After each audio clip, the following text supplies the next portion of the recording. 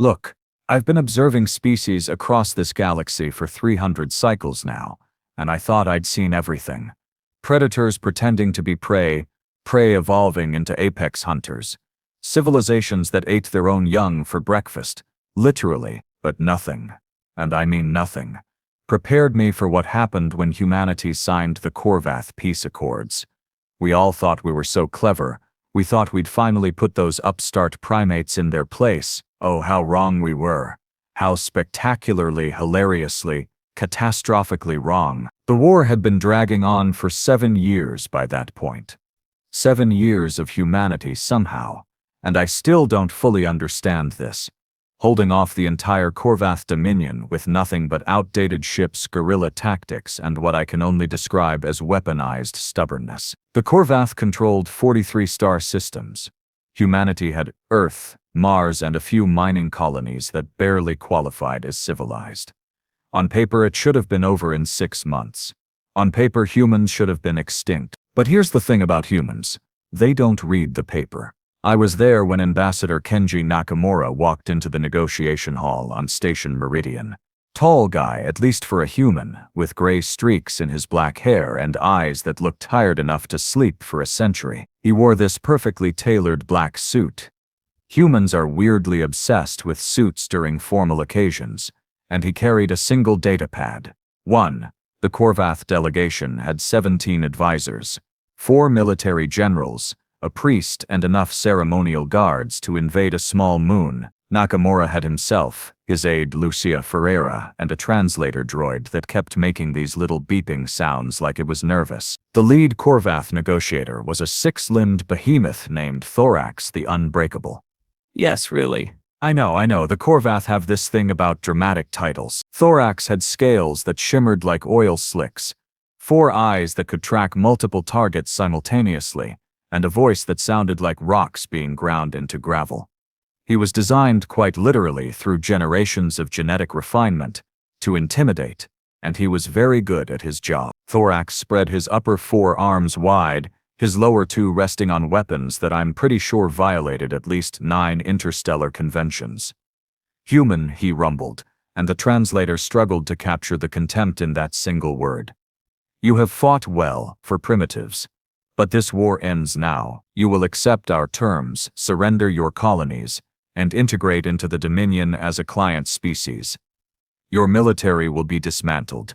Your ships will be scrapped. Your people will serve. Nakamura didn't flinch. Didn't even blink. He just set his datapad on the table, real wood by the way. Imported from some preserved planet because the Korvath liked to show off, and folded his hands. No, he said. Just, no. Not we'll consider it, not let's discuss alternatives. Just a flat, casual no, like Thorax had asked if he wanted sugar in his coffee. The entire room went silent. I'm talking dead silent. The kind of silence where you can hear your own circulatory system working. Thorax's eyes narrowed, all 4 of them, and his scales rippled with colors that I'd learned meant barely contained rage. You refuse? We refuse, Nakamura confirmed. And then, and this is where it gets interesting, he smiled. Not a big smile, not some aggressive baring of teeth, just a small, polite smile. We have a counteroffer. Thorax laughed. It sounded like an avalanche having a seizure. You have nothing. Your fleets are scattered. Your resources depleted. Your world's vulnerable. What could you possibly offer? Lucia Ferreira, the aide, pulled up a hologram. It showed a star map, and I recognized it immediately. The Korvath home system. 4 planets, 2 of them heavily populated. Orbital stations, defense platforms. The works, red dots, appeared over specific locations. Lots of red dots. Hundreds of them. These, Nakamura said, still with that polite smile, are the positions of every single infiltration unit we've placed in your territory over the past 7 years. Military installations, government buildings, water treatment facilities, power generation stations, communication hubs, food distribution centers. Shall I continue? The color drained from Thorax's scales. Well, the color shifted to this sickly gray-green that I'd never seen on a Korvath before. You're bluffing. Lucia tapped her datapad. and the hologram zoomed in on one of the red dots, a military base on Korvath Prime. The image switched to a live feed, and there, standing in what was clearly a restricted armory, was a human woman. She had dark skin, braided hair, and was wearing Korvath military armor that she'd obviously stolen. She waved at the camera, then held up a detonator. "That's Captain Raina Bishop," Nakamura said conversationally. "She's one of 473 operatives currently embedded in your infrastructure. Each one has enough explosives to level a city block. Each one has standing orders that will activate if anything happens to Earth, our colonies, or if we miss our daily check-in signal." I watched Thorax's breathing accelerate. Yes, I can tell these things. I'm very good at my job. And his claws started tapping against the table. Nervous gesture. Humans have similar tells. It's fascinating how universal anxiety is. "This is a war crime," Thorax hissed. "War crime?" Nakamura's smile never wavered. "You invaded us. You destroyed our orbital habitats, killing 300,000 civilians. You glassed 2 of our agricultural moons, condemning millions to starvation. You broadcast messages promising to turn our children into slaves, and now you want to lecture us about war crimes?" Another Korvath, younger, with fewer scars and less impressive scales, leaned forward. This was Sub-Commander Vex, if I remember correctly.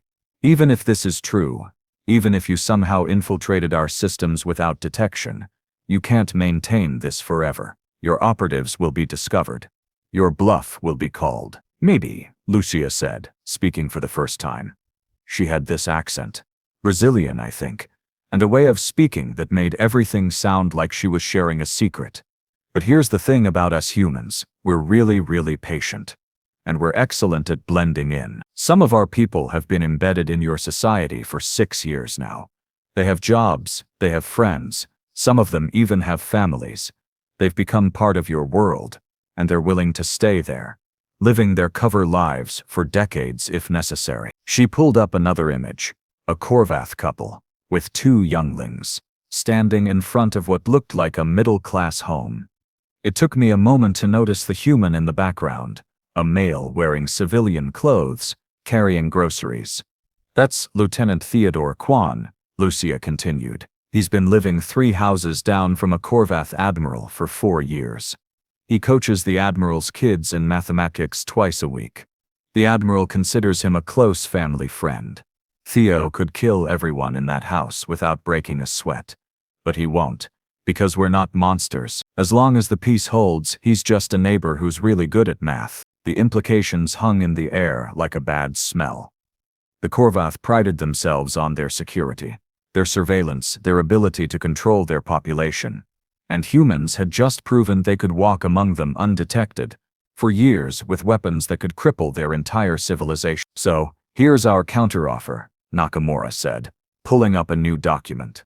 "A mutual peace agreement, not a surrender, not client species status. An actual peace between equal powers. We pull out our people, you pull back your fleets, we establish trade relations, cultural exchanges, maybe even military cooperation if things go well. We promise never to activate our sleeper agents if you promise never to threaten our worlds again. Mutually assured destruction with a smile and a handshake." Thorax looked like he wanted to tear Nakamura apart with his bare claws. But he couldn't. Oh, this was delicious.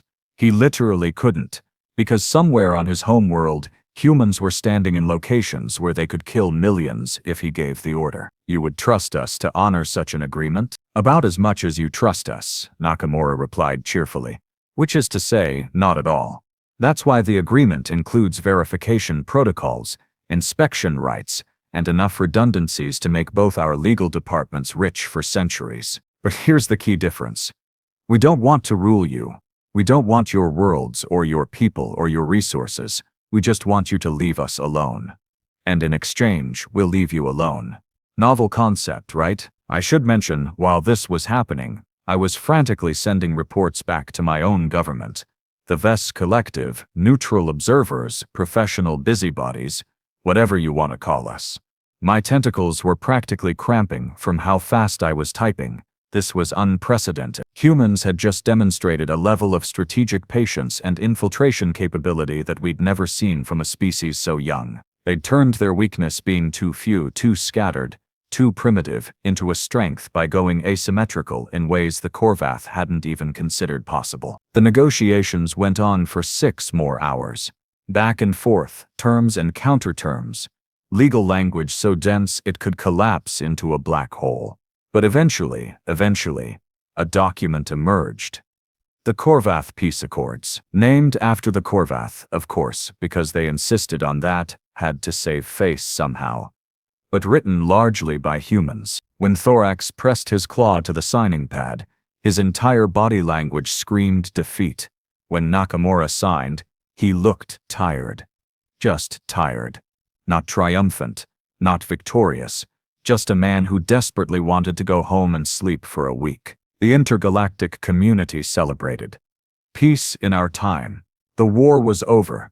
The humans had finally accepted their place in the galactic order. Oh, we threw parties. We congratulated ourselves on our wise counsel. We patted each other on our various appendages and tentacles and pseudopods for being such excellent diplomats and mediators. Idiots. We were all idiots, because here's what actually happened. What nobody except humanity seemed to understand. The peace agreement didn't end anything. It just changed the game. The Korvath thought they'd won because humans stopped shooting. Humans knew they'd won because the Korvath stopped threatening them. But the really clever part, the part that still makes me want to laugh and cry simultaneously, the sleeper agents stayed in place. Oh, officially they were recalled. The peace accord specifically stipulated that all infiltration units would be extracted within 1 year. And publicly, that's exactly what happened. We saw the reports. Transport ships arriving at human space, operatives returning home, tearful reunions, medal ceremonies, the whole propaganda package, numbers matched, documentation checked out. Everyone was satisfied. Except, as I learned later, much later, those weren't the infiltrators. Those were actors. Volunteers who'd agreed to pretend to be returning heroes while the real operatives stayed exactly where they were, living their cover lives, integrating deeper into Korvath society. Some of them had been recalled, sure, the ones in obviously temporary positions, the ones who'd always been meant as short-term assets. But the long-term agents? The ones like Theodore Kwan who'd built actual lives. They married, they had children, they became naturalized Korvath citizens. Or as close as a human could get, and nobody noticed. Well, almost nobody. I noticed about 3 years later when I was doing a routine survey of demographic data. Yes, that's what I do for fun, don't judge me. And I realized that the human population in Korvath space had actually increased since the war ended. Not by much, just a fraction of a percent, but enough to make me suspicious. When I started checking individual cases following up on social integration patterns, I found them hundreds of humans living quiet, peaceful lives in former enemy territory. Teachers, engineers, shop owners, people who'd supposedly returned home but whose documentation was just slightly wrong in ways that only a paranoid data analyst would notice. I confronted Nakamura about it actually at a diplomatic function 2 years ago. He'd retired from official service by then, was working as a professor at some human university, teaching history and political science. I cornered him at the buffet. Humans love their buffets, and asked him directly. The sleeper agents never left, did they? He looked at me with those tired eyes, and for a moment I thought he might deny it. Then he smiled. That same polite smile from the negotiation table. Of course they left, he said. Every single operative we identified in the peace accords was extracted exactly as stipulated. We followed the agreement to the letter. But we only identified the operatives we wanted you to know about, he continued, picking up what looked like a small sandwich with some kind of fish on it. The agreement said we had to remove all identified infiltration units. It didn't say we had to identify all of them. Bit of a loophole, really. Should have had better lawyers. I just stared at him. The audacity. The sheer, breathtaking audacity. You lied to everyone. We followed the agreement, he corrected. Every word of it. It's not our fault if everyone made assumptions about what we'd disclosed. He took a bite of his sandwich, chewed thoughtfully. Besides, it's working, isn't it?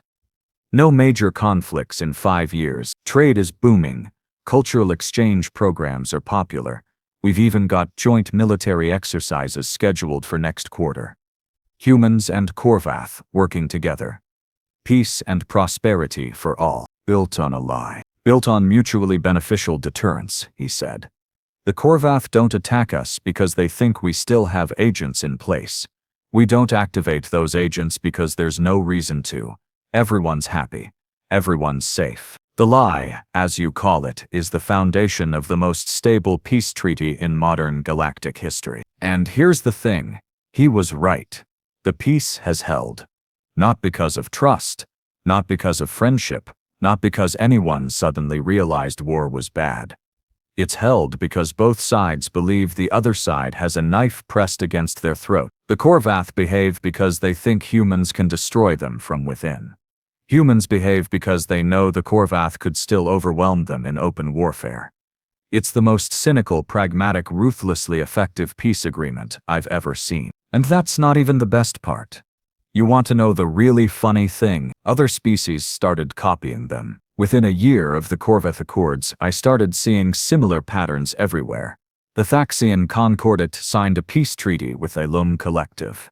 And suddenly there were reports of Thaxian civilians living in Elum territory, civilians who'd moved there during the war and just never left. The Broken Spine clans made peace with the Meridian Unity, and both sides quietly acknowledged they'd probably infiltrated each other, but neither wanted to push the issue. It became this unspoken rule.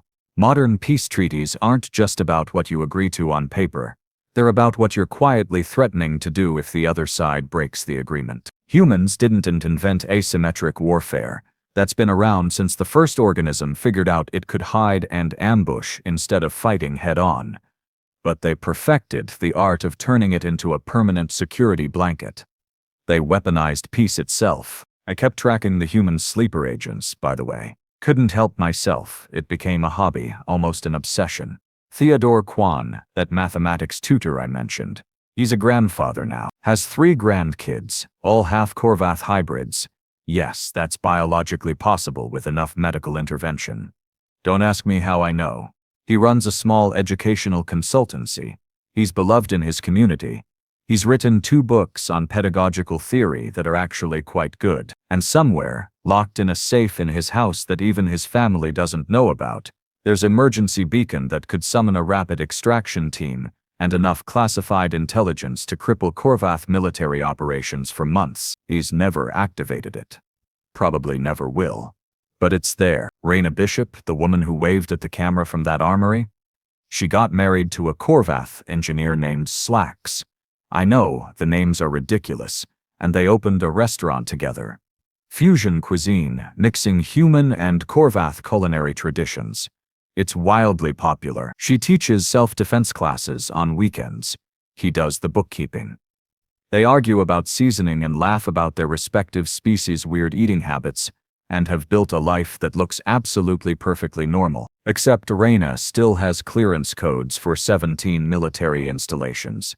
She updates them every 6 months through a contact network, so sophisticated that I've spent years trying to map it, and I'm maybe 40% done. She knows where every weapons cache is within 100 kilometers of her home, and she's trained 4 other humans who've integrated into Korvath society, passing on her skills like some kind of wholesome, terrifying apprenticeship program. I found 37 others like her. Teachers who can access power grids, doctors who've memorized the locations of pharmaceutical storage facilities, artists who somehow have blueprints of government buildings, and all of them, every single one, living genuine lives. They're not pretending to be civilians. They are civilians. They just happen to also be insurance policies. The galaxy thought the peace agreement fooled the humans into surrendering. The truth is, the peace agreement fooled everyone except humanity. Because humans understood something the rest of us missed. They understood that the best way to win a war isn't to crush your enemy. It's to make continued fighting too costly for anyone to attempt. They understood that peace doesn't come from trust, it comes from mutual vulnerability. Balanced so precisely that neither side dares tip the scales. But here's where it gets really interesting, where the story takes a turn that made me question everything I thought I knew about these bizarre primates. About 8 months ago, something happened that wasn't supposed to happen. A radical Korvath faction, the Talons of Ancient Honor, because of course they had a dramatic name, decided they'd had enough of peace with humans. They thought the Korvath Dominion had grown soft. They wanted to return to the old ways of conquest and expansion, and they had supporters, military officers, tired of playing nice, politicians who missed the glory days, citizens who'd never forgiven humanity for embarrassing them in the war. They planned a coup, take over the Korvath government, tear up the peace accords, launch a surprise attack on human colonies before anyone could react. Classic strategy: hit hard, hit fast, blame it on extremists later if things went wrong, claim credit if things went right. They had ships, they had weapons, they had a timetable.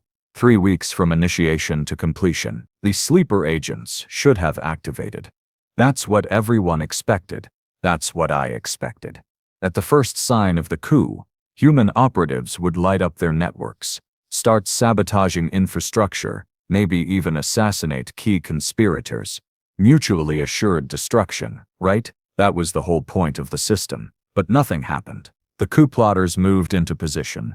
They secured military bases. They arrested rival politicians. They started broadcasting their manifesto about restoring Korvath greatness. And the humans did nothing. Absolutely nothing. No sabotage, no assassinations, no emergency beacon activations, radio silence. I thought maybe the network had been compromised. Maybe the Korvath had finally found and neutralized the sleeper agents. I started pulling strings, calling in favors, desperately trying to figure out what was happening. Because if the deterrence system had failed, if humanity's secret weapon was gone, then we were looking at another war. A war that would make the last one look like a minor skirmish. Then, 3 days into the coup, something strange happened. The Korvath civilians started protesting. Not the government. The government was being held at gunpoint, literally. But ordinary Korvath citizens, they took to the streets by the thousands, then tens of thousands, then hundreds of thousands. They surrounded military installations. They blocked supply routes. They occupied government buildings. And they chanted one message over and over: honor the peace. Remember our friend. The coup leaders were baffled. Where was the fear? Where was the compliance? The Korvath were supposed to be a hierarchical species. They were supposed to obey military authority, but instead, they were defying it. Why? It took me another day to piece it together, and when I did, I had to sit down. Actually sit down all 6 of my leg appendages because I couldn't process what I was seeing. The sleeper agents hadn't activated because they didn't need to. Because over the 7 years since the peace accords, they'd done something far more effective than maintaining their weapons and access codes. They'd become genuinely part of Korvath society. They'd built relationships, real relationships, not fake ones. They'd taught Korvath children. They'd saved Korvath lives in their roles as doctors and engineers.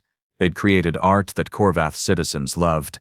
They'd become neighbors and friends and family. When the coup plotters threatened to restart the war, ordinary Korvath didn't think about it as an abstract political decision. They thought about Theodore Kwan and his grandchildren.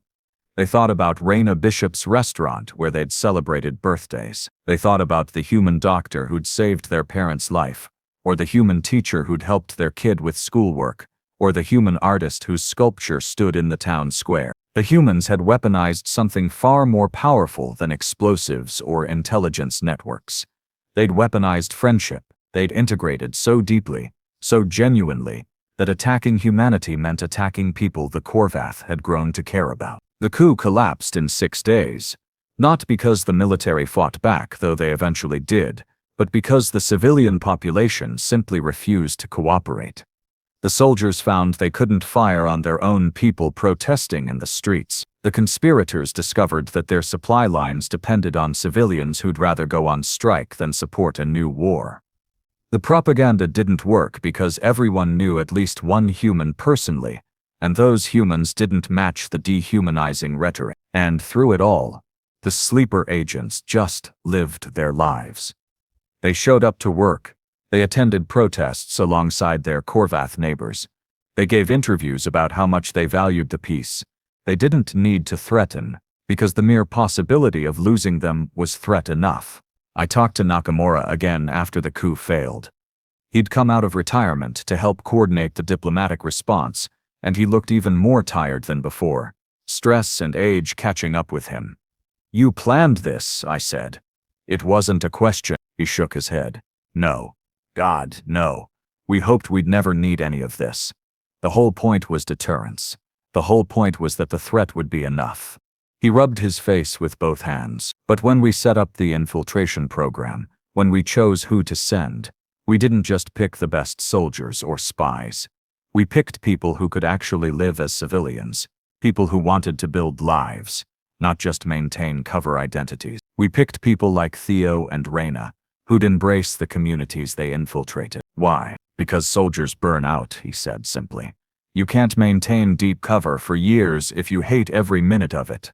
The only way the program could work long-term was if it wasn't entirely a program, if it was also real. If the operatives genuinely became part of Korvath society, then they'd maintain their covers naturally. They'd update their intelligence because they were actually embedded. They'd stay effective because they weren't pretending. But that means they might not activate when you need them to," I pointed out. "They might choose their adopted communities over their mission." "Yes," Nakamura agreed. "That was always the risk. But it's also the beauty of it. Because if they've integrated that deeply, if they've become that important to Korvath society, then the Korvath have a vested interest in protecting them, in protecting the peace. The deterrent isn't just we can hurt you, it's we've become part of you, and you don't want to hurt yourselves." I thought about that for a long time. Still thinking about it, honestly, because it's such a quintessentially human approach to the problem. They didn't just infiltrate enemy society, they became woven into its fabric. They didn't just threaten destruction. They offered construction of relationships, of communities, of shared interests. The peace agreement fooled everyone into thinking it was about weapons and threats and political maneuvering. Really, it was about something much older and much more powerful. The simple human ability to make friends with literally anyone, even former enemies, even species that look nothing like them. The failed coup had consequences, obviously. The Korvath Dominion underwent political reforms. New leaders came to power who were genuinely committed to peace. Trade agreements expanded. Cultural exchange programs quadrupled in size. There's even talk of a formal alliance within the next decade. And through it all, the sleeper agent program continues. Officially, it doesn't exist. Unofficially, everyone knows it exists. And increasingly, nobody cares because the agents are just people. People living their lives in communities that value them. Other species have tried to replicate the strategy, but it doesn't work the same way. Because, and I hate admitting this, humans have this weird gift for empathy. They can look at something completely alien, something that evolved on a different world under different pressures with different biology, and find common ground. They're curious about other cultures, they're enthusiastic about learning new things, they're ridiculously good at picking up languages and customs, and integrating into communities that should reject them as foreign. It's not that humans are better at spying, plenty of species are more naturally deceptive. It's not that they're better at warfare, the Korvath could still crush them in a straight fight. It's that humans are better at belonging, at making themselves part of something larger, at building bridges that were never supposed to exist. Theodore Kwan sent me a message last month. Don't ask me how he got my contact information. I've learned not to ask these questions. The message was simple. Stop spying on us. It's creepy. But since you're curious, you should know. I'm retiring next year. Handing over my emergency protocols to my granddaughter, Kai. She's half human, half Korvath. Fully committed to making sure her grandfather's world and her father's world never go to war again. That's the real deterrent. Not what we could destroy, but what we've built. What we've become. He attached a picture. 3 generations of a hybrid family, standing together at some kind of celebration. Humans and Korvath, genetic descendants of 2 species that were killing each other a decade ago, now sharing a meal and laughing together. And I realized, that's the real story of the peace agreement. Not the clever deception, not the strategic brilliance, but the fact that humans looked at their enemies and saw potential friends, saw people worth knowing, worth living among, worth protecting. The peace agreement fooled everyone except humanity because humanity understood something the rest of us missed. Peace isn't about who wins, it's about building a world where everyone has too much to lose by fighting, where the connections between former enemies become stronger than the hatreds that separated them, where the deterrent isn't fear but love. Messy, complicated, inconvenient love for people who used to be strangers and enemies and are now neighbors and family. I'm supposed to be neutral. Professional observer, remember? But I'll say this. I hope the peace holds. Not because I fear what humanity could do if it breaks, though I do fear that, but because I want to see what they build if it lasts. Because if humans can turn enemies into family in just 10 years, what could they accomplish in 100? In 1,000. The galaxy thought it could handle humanity, thought it could contain them, control them, defeat them if necessary. But we missed the most dangerous thing about them. They don't want to conquer the galaxy. They want to join it, to become part of it so thoroughly that attacking them means attacking ourselves. And you know what? It's working. So, yeah, the peace agreement fooled everyone except humanity. But maybe the real fools were those of us who thought we understood what peace meant. Turns out humans had been speaking a different language the whole time. The language of friendship, of community, of stubborn hope that former enemies could become future friends. And while the rest of us were busy calculating military advantages and political leverage, they were busy making that hope real. Clever primates. Terrifying, brilliant, impossibly optimistic primates. I'm glad they're on our side now. Even if they got there by cheating in the most wholesome way possible.